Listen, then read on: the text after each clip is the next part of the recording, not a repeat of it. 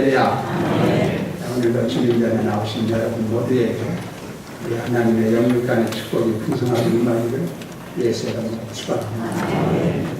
서양에서 있었던 실제적인 얘기를 먼저 좀 드리려고 하는데 대사업가가 하나가 있었어요. 오늘 우리나라 말하면 대기업가라고 얘기할 수 있죠. 돈 많고 영향력 있는 사람이죠. 근데 그 아들 된 사람이 아버지를 도와가지고 사업을 돕고 있는데 그 아들은 빨리 이동을 해야 되고 신속하게 무슨 일을 처리해야 하기 때문에 자가용 비행기, 우리나라는 자가용 비행기를 쓰는 사람은 거의 없는데 조그마한 자가용 비행기 있잖아요. 빨리 달리려니까 자가용 비행기를 가지고 그 아들이 사용하면서 운전하면서 조종을 하면서 이렇게 이동하고 하는 그런 일을 했답니다. 그런데 어느 날 그 아들 된 사람이 이 자가용 비행기를 조종을 하면서 자기 업무 때문에 급하게 가는데 가는 길에는 넓은 사막이 하나가 있었어요. 근데 그 사막을 지나가다가 그 사막에는 좀 기후의 변동이 심하거든요. 갑자기 비행기를, 이 비행기가 조그만해요. 그게 돌풍이 뒤치는 바람에 이 비행기가 그냥 가랑잎같이 날아가죠. 이래서만 추락하게 됐어요. 이 비행기가 가다가 사막에서 추락을 했는데 이 비보를 들은 그 아버지가 기업가 회장이라고 볼 수 있겠죠. 이 아들을 구해야 되잖아요. 긴급하게 그 아들을 구할 수 있는 수색대원을 조직을 해서 직접 인솔해가지고 사막으로 달려갔습니다. 사막을 달려가서 비행기가 어디에 추락을 했는지 알 길이 없어 헤매는데 찾을 길이 없는 거예요. 그에 낙심하지 않고 며칠을 찾는 가운데 비행기가 추락한 지점을 발견을 했어요. 그에 가서 보니까 비행기가 추락을 해가지고 불타버리고 말합니다. 그런데 정작 그 안에 타고 있어야 될 비행기를 조종하는 아들이 없단 말이에요. 흔적이 있어야 할 거 아니겠어요? 아들이 없는 걸 보고 이 아들이 비행기가 추락할 즈음에 급하게 탈출을 해서 낙하산을 타든지 하고 해서 어디로 피신해가지고 살아있는 거예요. 이렇게 생각을 하고 나니까 희망이 좀 있어서 하나님 앞에 하나님 우리 아들을 좀 구할 수 있도록 인도해달라. 그런 마음 가지고 계속 낙심하지 않고 이것저것을 헤매며 사막을 살펴보면서 그 아들의 흔적을 찾는 거예요. 내 아들 찾을 길이 없어. 그래도 그 아들이 지금 며칠 동안 사막이니까 목마르고 배고프고 말할 것도 없고 어릴 때였잖아요. 이 아들을 찾는 동안이 언제 어떻게 찾을지는 모르지만 그 아들에게 어떻게 하면 좀 용기를 주고 희망을 줄 수 없겠느냐, 도움을 줄 수 없겠느냐 싶어가지고 생각한 게 뭐냐면은 일단 전단지를 만들어서 전단지를 사방에 뿌리자. 수백만 장을 만들어서 뿌리자. 그러면 아들이 전단지를 받을 거 아니겠어? 그런데 이 전단지에다가 뭐라고 써야 될 것이냐? 복잡하게 쓸 시간 없죠. 어떤 사람은 말하기를 사막에서 어려움을 당했을 때, 조난을 당했을 때 살아가는 방법을 쓰자. 그럴 수도 있겠죠. 또 어떤 사람은 말하기를 우리가 찾고 있으니까 끝까지 잘 참아라. 그런 말을 썼으면 좋겠다. 그렇게 또 쓴 얘기도 있어. 그런가 하면 어떤 사람이 말하기를 이 사막에서 어려운 조난을 당하는지 어려움을 당하면 누구든지 본능적으로 거기서 살아나려고 몸부림치는 것은 당연한 일이 아니냐. 그러니까 그런 여러 가지 소리 하지 말고 지금 이 아들에게 가장 중요한 것은 여러 날 동안 부모를 떠나 있고 가족을 떠나 있다고 하는 격리감에서 오는 외로운 고독감일 것이다. 그러니 다른 소리 하지 말고 아들아, 아버지가 사랑한다. 그 말만 딱 써가지고 뿌리자는 거예요. 이 아버지가 생각을 해보니까 그 말이 가장 가능성이 있고 좋을 것 같아서 My son John이라는 아들이에요. I love you. 영어요 이거. 네. 근데 너무 기초적인 영어라서 다 알아들을 거예요. 내 아들을 소나 내가 사랑한다 딱 써가지고, 그리고 전단지를 비행기 추락한 지점을 중심으로 해서 사방에 모였어. 그런데 아들이 지금 말할 수 없는 곤경에 처해 있고 지금 사경을 헤매는 가운데 있었는데 이 전단지를 보게 됐어. 전단지에 보니까 아버지가 사랑한다는 전단지. 그 얘기 들어보면 아버지가 지금 찾고 있다는 것을 알 수 있잖아요. 그래서 그 아들이 그 힘들고 어려운 가운데서도 낙심을 하지 않고 우리 아버지가 나를 사랑하고 찾고 있구나. 그런 생각을 해서 끝까지 제약을 환경 속에서도 참고 인내하면서 견뎠는데 마침내 아들을 찾게 되어서 죽음 직전에 있는 아들을 건져서 살려냈다고 하는 그런 얘기가 있어요.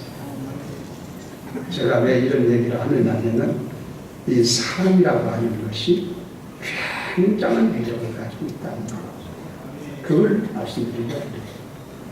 사랑한다는 말 한마디가 그의 마음에 용기를 주고 살 희망을 갖게 하고 어려움에서 극복할 수 있는 능력을 갖게 하는 줄로 믿습니다. 그런 의미에서 오늘 여기 나오신 여러분에게 제가 한 가지 소식을 전하려고 해요. 그게 뭐냐? 천지의 주제 되시고 만물의 근원 되신 전능하신 하나님께서 오늘 여기 계신 여러분 한 사람도 빠짐없이 여러분을 다 사랑하십니다. 할렐루야!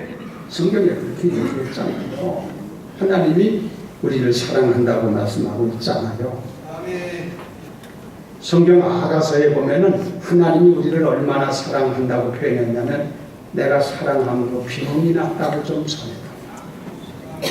하나님이 우리를 얼마나 사랑하는지 사랑함으로 병 났다고 좀 전해달래.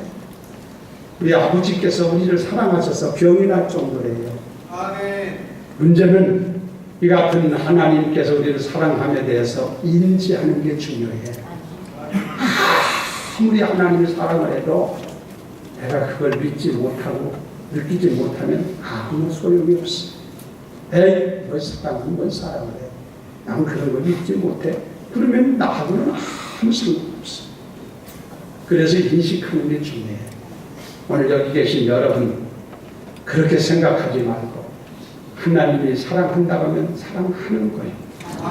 오늘 여기 계신 여러분 모두 다 하나님이 변함없이 그 크신 사랑으로 우리를 사랑하는 줄로 믿으면 아멘. 옆에 사람한테 하나님이 사랑하십니다.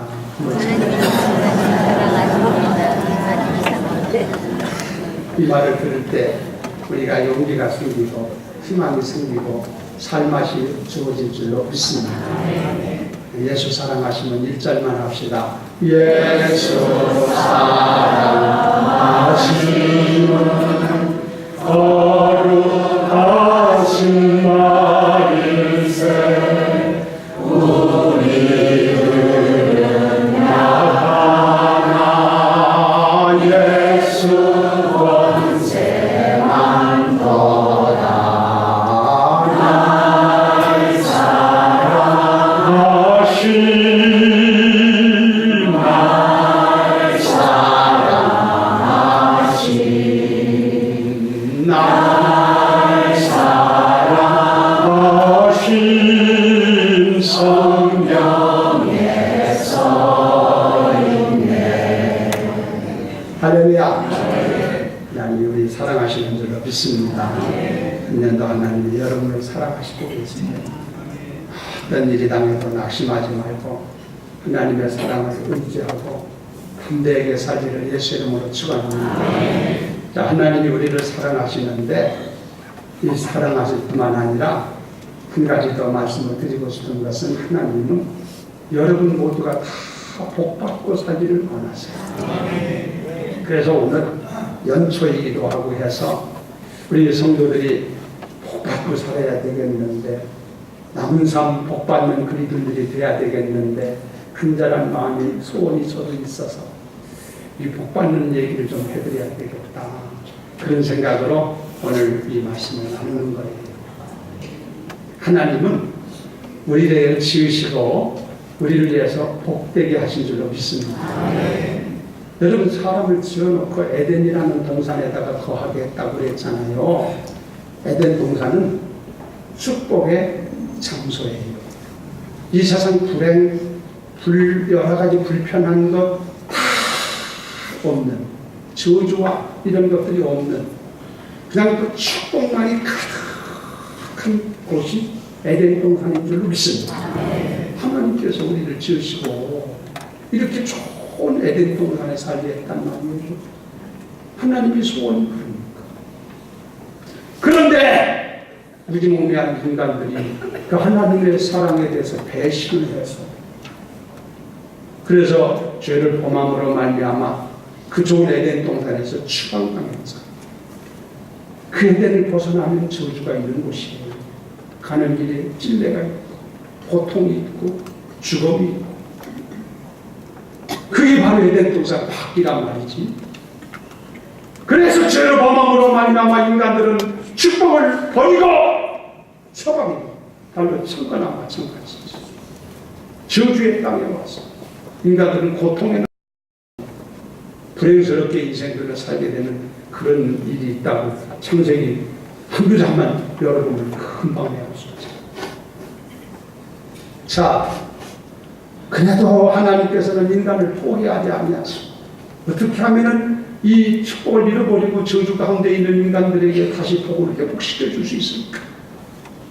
이 회복시켜 줄 것을 하나님이 생각하셔서 한 것이 독생자 예수 그리스도를 이 땅 위에 보내셔서 그리고 예수로 말미암아 잃어버렸던 축복을 회복할 수 있도록, 다시 복구시킬 수 있도록 하나님이 그렇게 배려해 주신 줄로 믿습니다. 그래서 예수 안에서 축복이 회복된다고 얘기하는 거예요. 그런데 성경을 보면 하나님께서 우리에게 이렇게 복 주시기를 원하는데 복을 주시는 걸 보면 무조건 복을 주시지 않더라는 거죠. 아무에게나 그냥 값없이 복을 턱턱 주는 분이 아니세요. 하나님은 정밀하신 분이세요. 하나님은 계산이 막 서 있는 분이세요. 그래서 하나님은 복을 주시는데, 주기를 원하는데 누구에게 주느냐? 자격 있는 사람에게 주더라 이거죠. 그 자격 있는 사람에게 준다 이거예요. 그래서 오늘 그러면 내가 어떻게 해야만 복받는 사람이 될 수 있을까? 거기에 대한 말씀을 좀 여러분에게 성경을 비롯해서 드리려고 그러는데, 여러분 복만 바라지 말고 먼저 우리가 자격을 갖추는 사람이 되어서 여러분의 삶이 복받는 삶 되기를 주의 이름으로 축원합니다.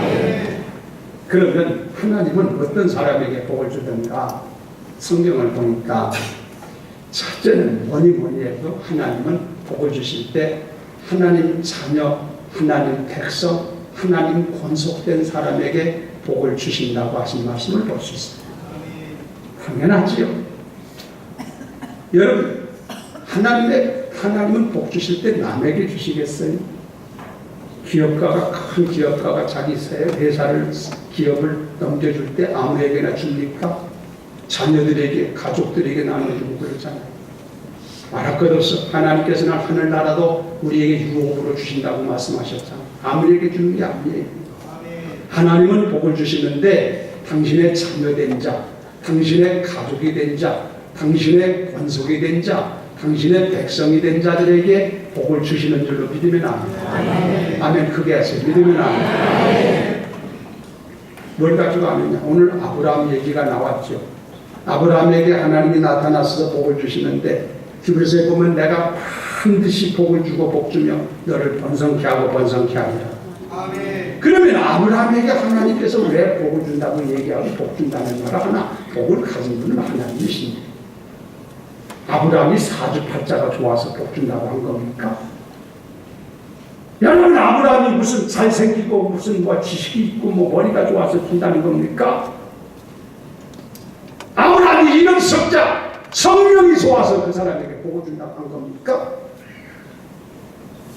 요즘에 오늘 사회 보면 이 방송에도 보면 그것까지 가끔 나오던데 이름 가지고 성명 철학을 가지고 뭐 어쩌고 떠드는데, 내가 좀 속된 말인데 개떡 같은 소리 하지 말라고 그래.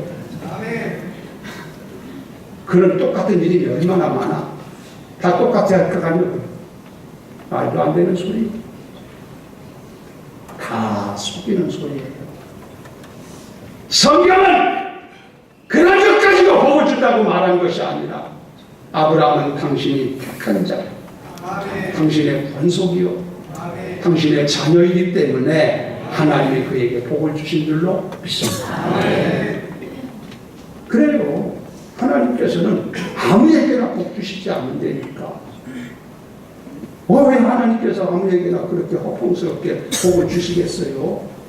자녀에게 하나님의 축복을 주시는데, 여러분 영육간 하나님의 축복을 받으려면 하나님의 자녀가 되어야 되는 기본적인 문제가 해결돼야 될 줄로 믿으면 아멘. 할렐루야. 그러니까 관계 회복이라고 그래요. 관계 회복. 하나님과의 관계가 끊어지면 하나님이 복의 근원이 되시는데, 주실 하나님이 복을 주시는데 관계가 끊어져 버리면 내게 복이 올 게 뭐 있어요? 예를 들어서 말씀하면, 여러분 가정에나 우리 교회도 있습니다만은 수도관이 있잖아. 수도관. 수원지에서부터 막 보내는 수돗물이 흘러오는 수도관이 있어서, 지금 교회도 지금 수도권 꼭지를 틀으면 물이 콜콜콜콜 나오고, 여러분 집에도 수도꼭지를 열으면 그냥 막 물이 막 쏟아져 나오잖아. 이건 수도관이 정상적으로 연결되어 있다는 얘기죠. 그러나 수도관이 도중에 어디서 딱 끊어져 버리고 차단되면 아무리 틀어도 물은 안 나와. 방법이 없어. 그거 어떻게 해야 돼요? 끊어진 관계를 회복해서 수도관을 수리를 해가지고 연결을 시켜야 수도물이 나오더라 이거지. 이 원리예요. 여기 지금 전기불이 싹 켜져가지고 환하게 하는데, 이 전기도 저 발전소에서 수백만 와트 전기를 보내가지고 지금 전기가 연결돼서 여기 불이 들은 줄로 믿습니다. 그런데 만일의 경우에 교회로 들어오는 전선이 딱 단선이 돼버리면 순간적으로 전기가 나가버리고 말이에요. 배날 스위치를 켜고 배집해도 소용없어. 어떻게 하면 되느냐? 끊어진 선을 회복시켜서 연결만 하면 불이 촥 들을 줄로 믿습니다. 그걸 알아야 돼요. 그래서 하나님과 우리와의 관계부터 정립돼야 된다는 거죠. 하나님이 우리와 상관없고 나와 아무 관계없으면 하나님의 축복이 내게 흘러올 수가 없는 거지. 끊어졌는데 어떻게 하나님의 축복이 내게 흘러와요? 영육간의 축복. 우리가 하나님 관계를 회복해서 하나님이 내 아버지가 되시고 우리가 그의 자녀가 되고 그의 가족이 되면, 그때부터는 관계가 딱 정상이 되기 때문에 축복의 흐름이 우리에게 임하게 될 줄로 믿습니다. 그러면 아이고 목사님, 어떻게 하면 내가 하나님의 자녀가 되고 하나님의 우리 아버지가 되나요? 복잡할 거 하나 없어요. 성경을 통해서 보면 요한복음 1장 12절에 보면은 영접하는 자, 곧 그 이름을 믿는 자들에게는 하나님의 자녀가 되는 권세를 주신다. 그러셨어요. 그러므로 여러분이 어떤 상태, 어떤 입장에 있든 간에 지금 이 시간이라도 내가 예수를 구주로 믿고 내 마음에 예수를 구주로 영접하면 그 순간 하나님의 자녀로 인칭을 받게 되는 줄로 믿습니다. 복잡할 거 하나도 없죠. 물론 우리는 하나님의 자녀된 사람들이 태반을 이루고 있습니다만은 아직도 우리 가운데 나는 아무래도 하나님이 내 아버지 같지 않다. 나는 그의 자녀 같지 않다. 그렇게 여러분들이 느껴지는 사람이 있으면은 그 사람은 오늘 이 시간 예수를 구주로 영접하시기를 주의 이름으로 축원합니다. 그게 영 시답지 않게 생각되거든요. 참 답답하면 저한테 찾아오세요. 제가 구체적으로 하나님의 자녀되는 방법을 가르쳐 드리고 하나님의 자녀 될 수 있도록 연결시켜 드리겠습니다. 여러분, 그래서요, 하나님의 축복을 받으려면 하나님과 나와의 관계가 딱 세워졌을 때 기본적으로 이게 이루어져야 그때부터 영육간의 축복이 흐르기 시작하는 걸로 믿습니다. 성경의 축복은요 무궁무진해요. 여러분, 하나님께서 축복이 없는 분도 아니고 부족한 분이 아니에요. 하나님은 넘치는 축복과 모든 것을 가지고 계세요. 아무리 가지고 있어도 내가 받을 자격이 안 되면 나하고는 상관없지 않나 이거지. 그렇잖아요. 문제는 내게 있더라 이거지요. 그러므로 여러분, 한 분도 빠짐없이 예수를 구주로 영접해서 하나님이 내 아버지가 되고 내가 그의 자녀만 되면 그때부터 영육간의 축복과 내세에 대한 여러 가지 축복까지 하나님이 주실 걸 믿고 예수 믿고 하나님 자녀되는 구원받는 역사가 있기를 주의 이름으로 축원합니다. 이건 기본이에요. 이건 베이스의 기초예요. 자, 그 다음에 우리 하나님께서는 거기서 끝나는 게 아니고, 이건 지금 말씀드린 건 기본적인 것이고 기초적으로 해결된 문제고, 그 다음에는 뭐냐면은요, 다른 거 없어요. 하나님의 자녀된 우리들은요, 하나님의 말씀을 믿고 순종하며 살 때에 하나님이 복을 그에게 허락하시는 줄로 믿습니다. 요걸 우리가 알아야 돼요. 수도관을 다 공사하는 사람이 연결해 놓고 수도꼭지 딱 잠궈놨는데 거기서 물 나오기를 암만 기다리면 뭐해? 이거 틀으면은 물 나오는 걸 알고 틀을 줄 알아야 물이 나오기 시작할 거 아니에요. 가만히 있으면 안 나온다 이거죠. 사용할 줄을 알아야 된다는 거예요. 여러분, 성경에 보면은 3만 5천 가지의 축복이 있대요.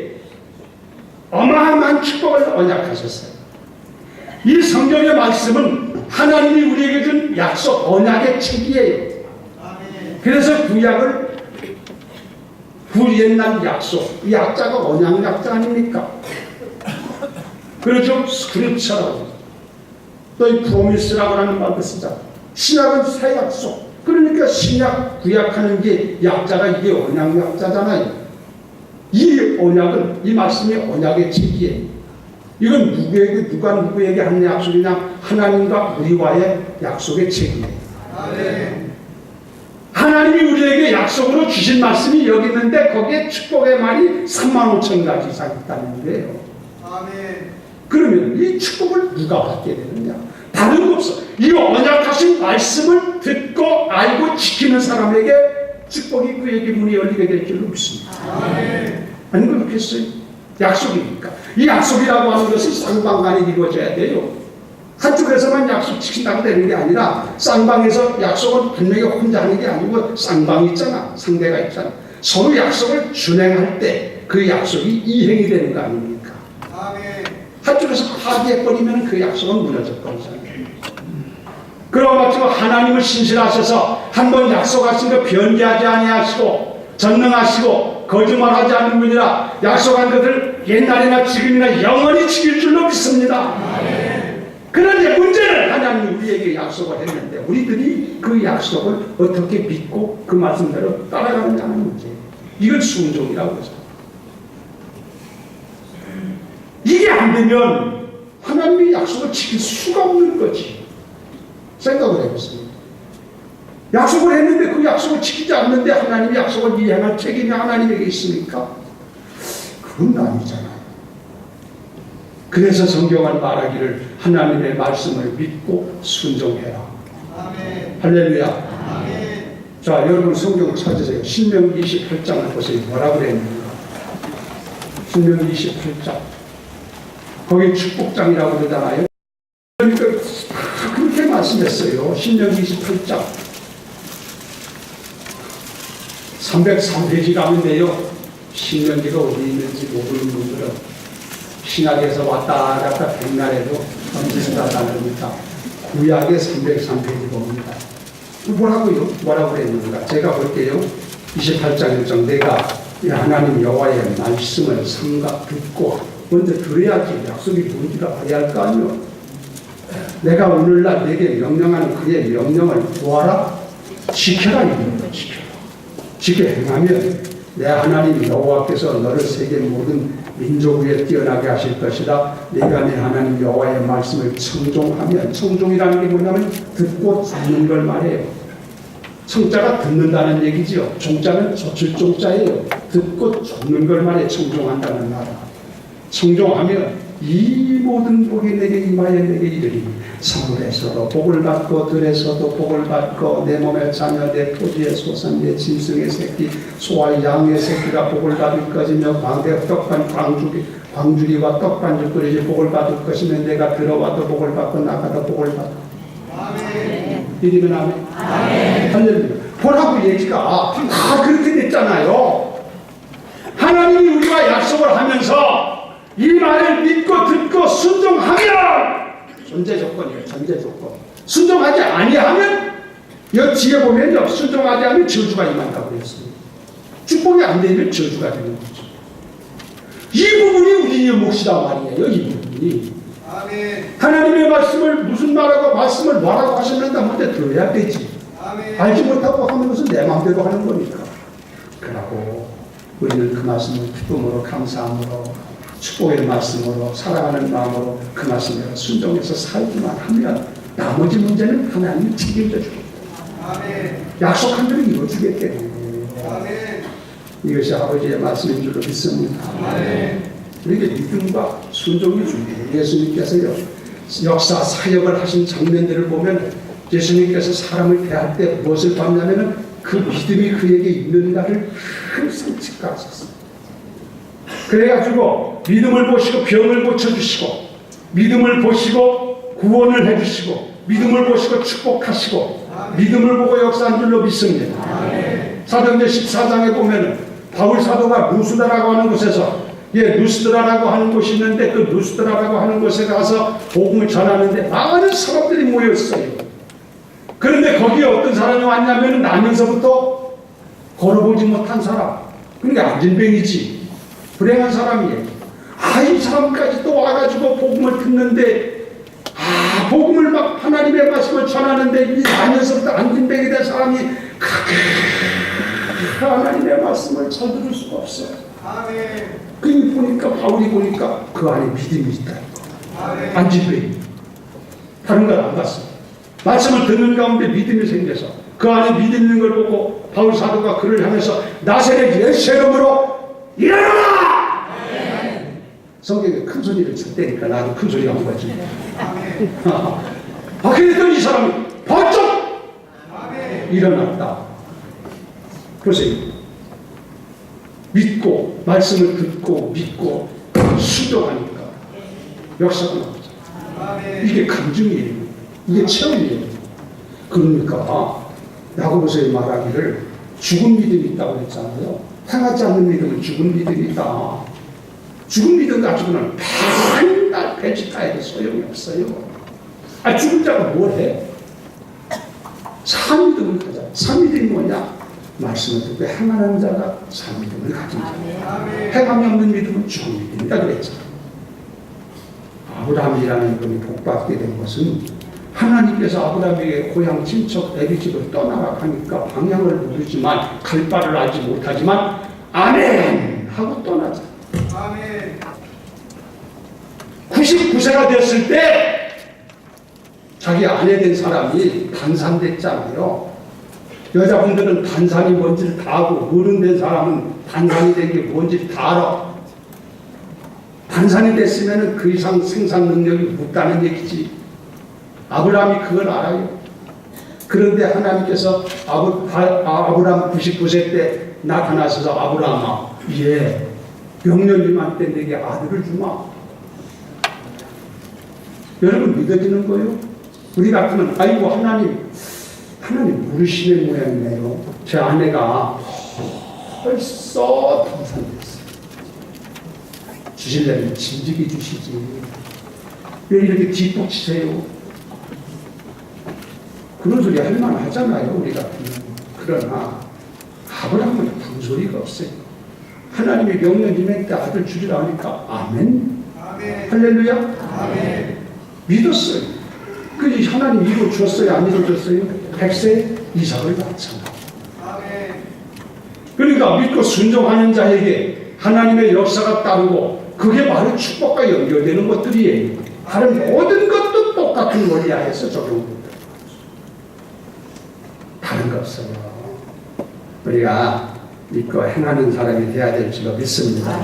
산 믿음을 갖는 사람이 돼야만 하나님의 축복이 나와 상관된다는 걸 알아야 돼. 노아도 마찬가지에 성경의 모든 인물들 보라.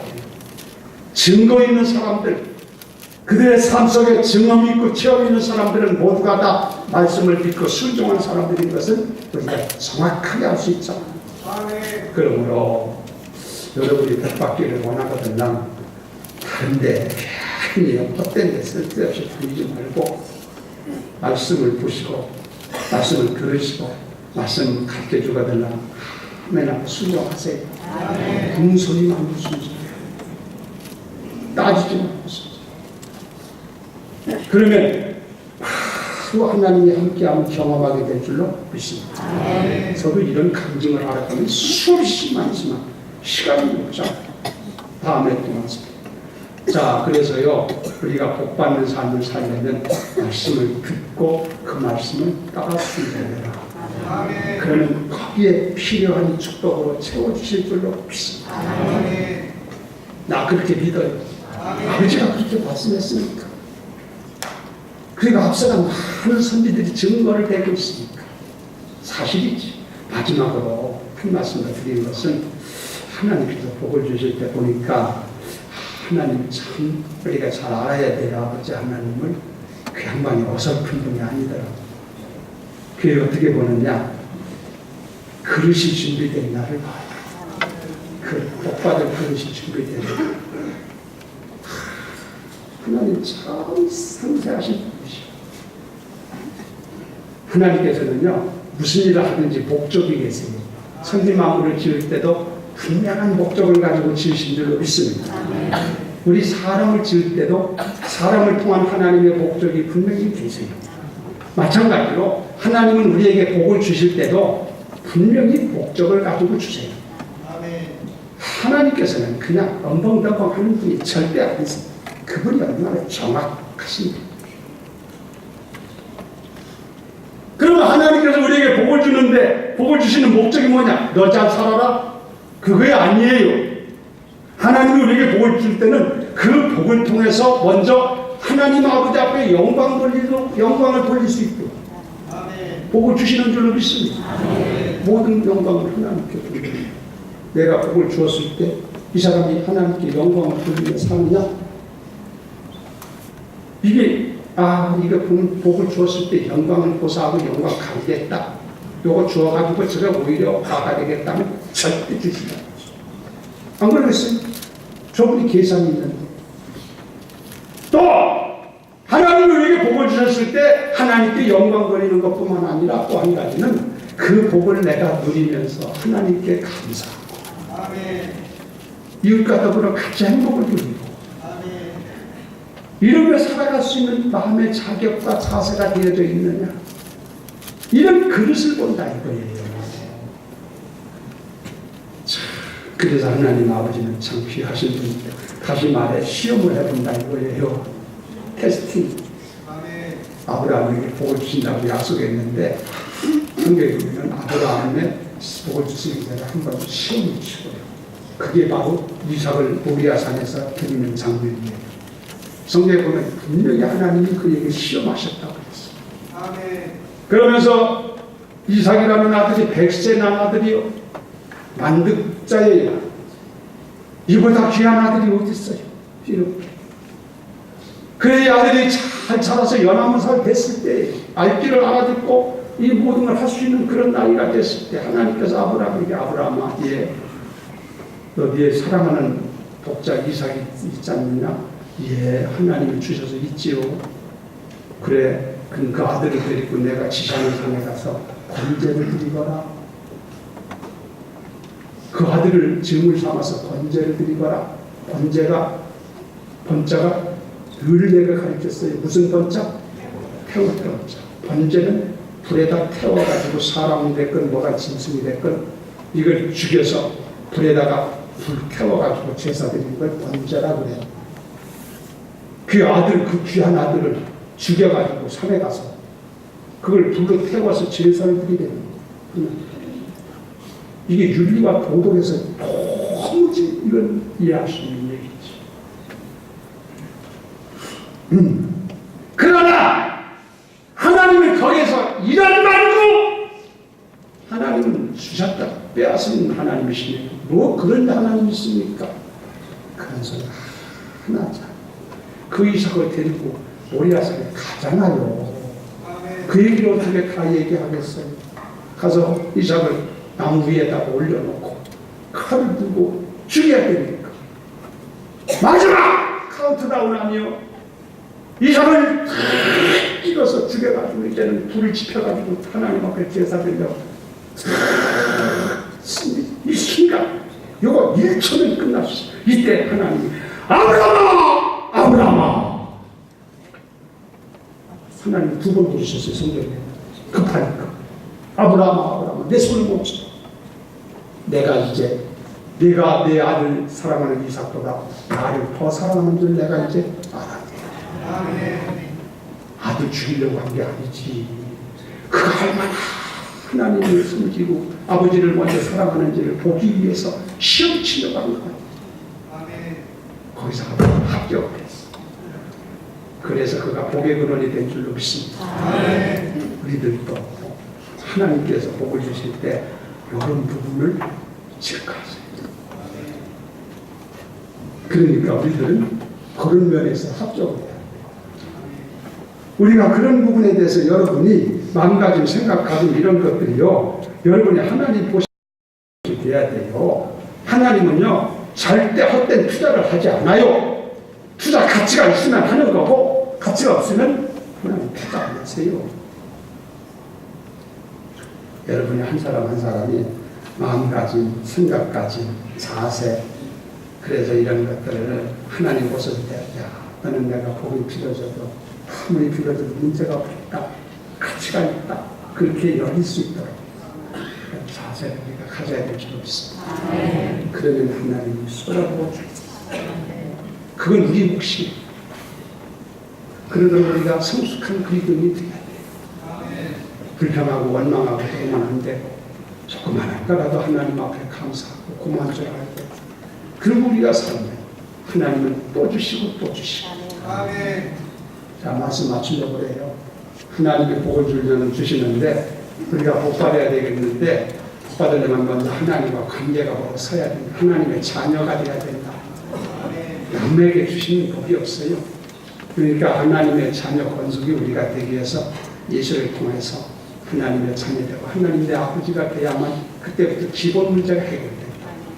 그리고 하나님은 우리에게 복을 주실 때 그 믿음을 챙기다 믿고 순종하는 여부를 우리대로 믿고 순종하면, 여러분이 하나님의 말씀 따로 믿고 순종하면 때마다 순간마다 하나님이 함께함을 경험할 줄로 믿습니다. 그리고 하나님은 그릇을 좀 보더라. 이 복을 줘가지고 투자할 가치가 있나 없나, 도무지 이건 축복해가지고 나에게 손실만 내고 영광을 가리겠다. 어느 기업가가 자기 아들을 봤는데 쑥탁백이 돼가지고 이건 형편없는 노동꾼 같이 하는데 그 자식에게 기업을 물려줄 부모가 어딨냐 이거예요. 다른 사람에게 차와주는 게 없지. 계산이 짱나 이거지. 우리들이 하나님이 보셨을 때 너는 됐다. 됐어. 내가 너에게 축복하냐고 누구에게 하겠느냐. 그럴 수 있는 그릇으로 기회를 주옵니다.